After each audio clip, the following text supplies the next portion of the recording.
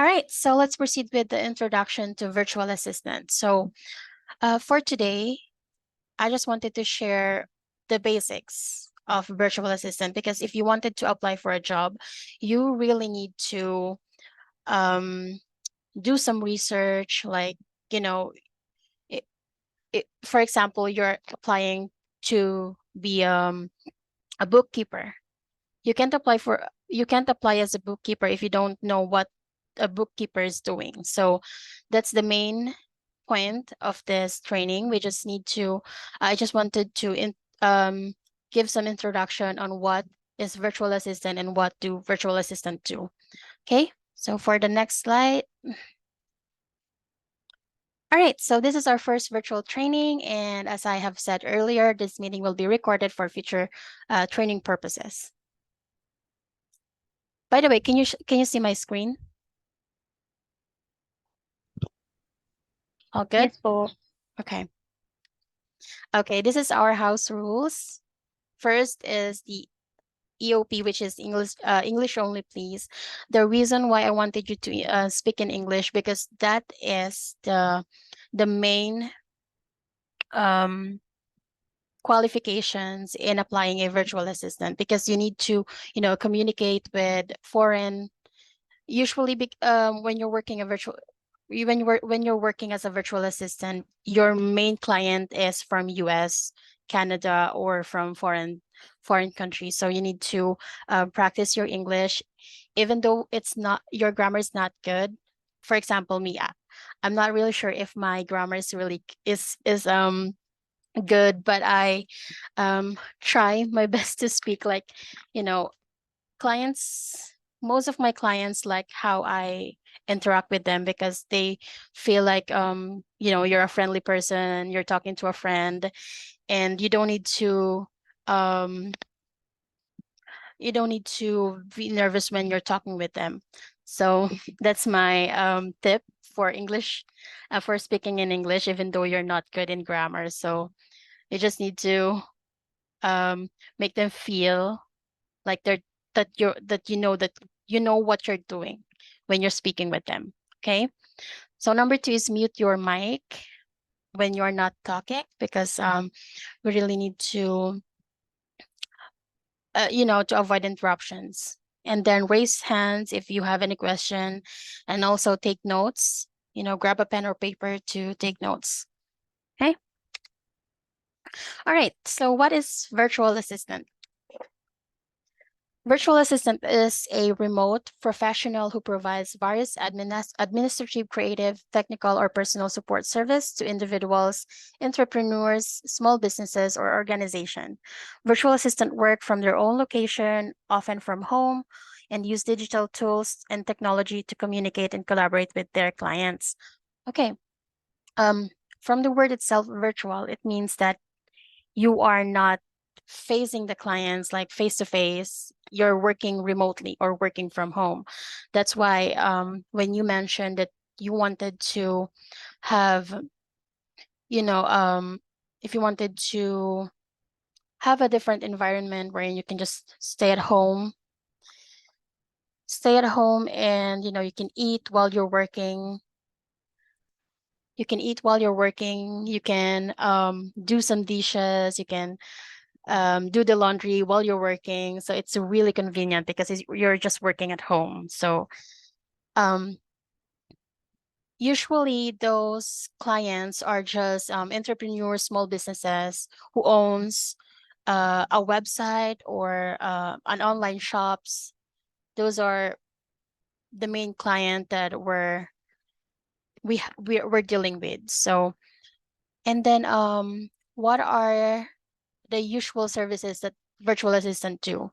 So one is the administrative support, wherein you do like email management, you interact with their clients, you do some appointment settling.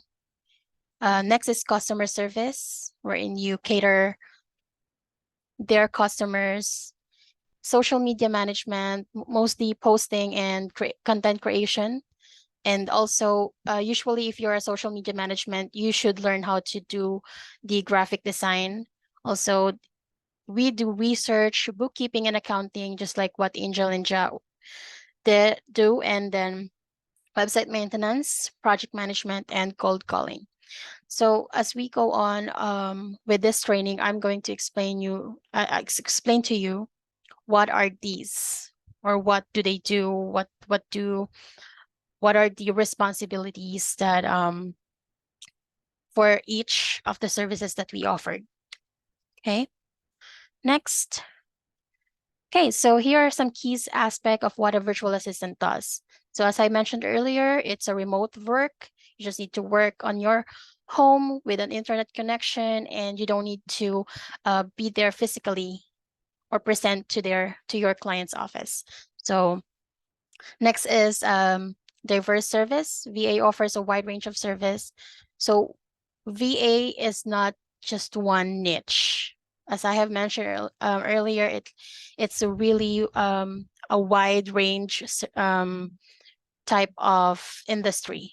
So it's included is administrative tasks like email management and scheduling, content creation. I have already mentioned this earlier.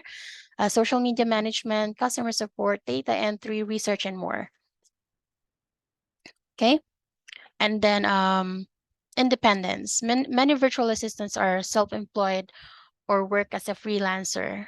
So as a virtual assistant, you can set your own schedules, because most of our clients, they will ask you what time are you available to work, and then what are your rates. So we have like a freedom to say what time do we want to work, what are our rates per hour, and you can choose your clients. Because for example, you wanted to apply here in the Philippines, like in the call center industry, you don't have your own schedules, you don't have your own rates, because they are the one who is giving you the schedules and the rates or the salary. Okay, so that's one of the advantages if you're working as a virtual assistant. Next is client relationship. So this is really important because you're building relationships with your client, and that's why I wanted you to practice your English, because that is really important so that you can build your client's trust, and that is one of the effective communication.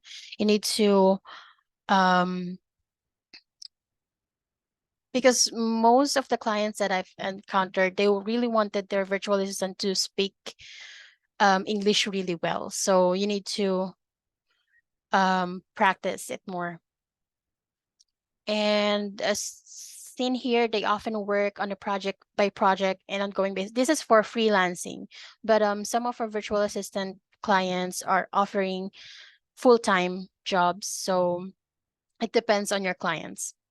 Technology utilization. So VAs relies on various digital tools and software to perform their task efficiently. So as a VA, for example, um, you know how to use spreadsheets, Excel, and that's it. No, you need to do some research. You need to explore different kind of tools that will help you on how you can work on your task efficiently. Okay, that will help you with your time management, project management, and there's a lot of tools that you can use online. I actually pin lots of tools. Maybe I can share it to you once we're done with the training. And then next is cost efficiency. Of course, the reason why they're hiring us here in the Philippines is because it's more cheaper than hiring someone who is from that country.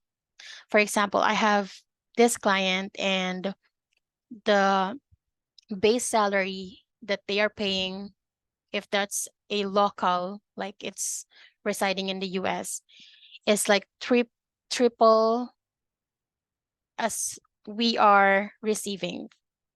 So for example, they have like $2,000 per month, while we are, just have like maybe let's say $800 per month. So it's really convenient for them to hire overseas than hiring a local employee, and it's more cheaper.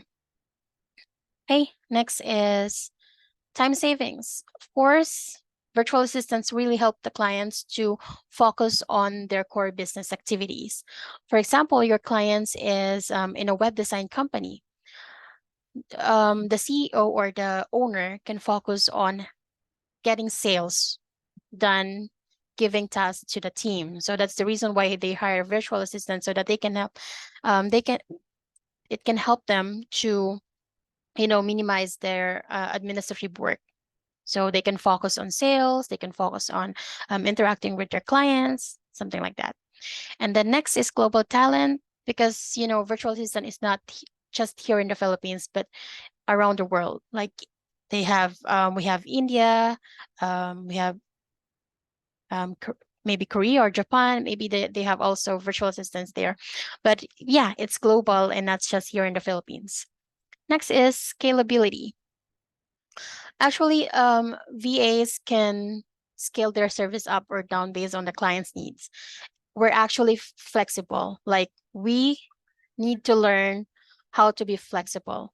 If your client needs you to do this, you need to, learn, do some research about it. That's how our knowledge grow. If you do research, if you try new things. So that's why virtual assistant calls scalability.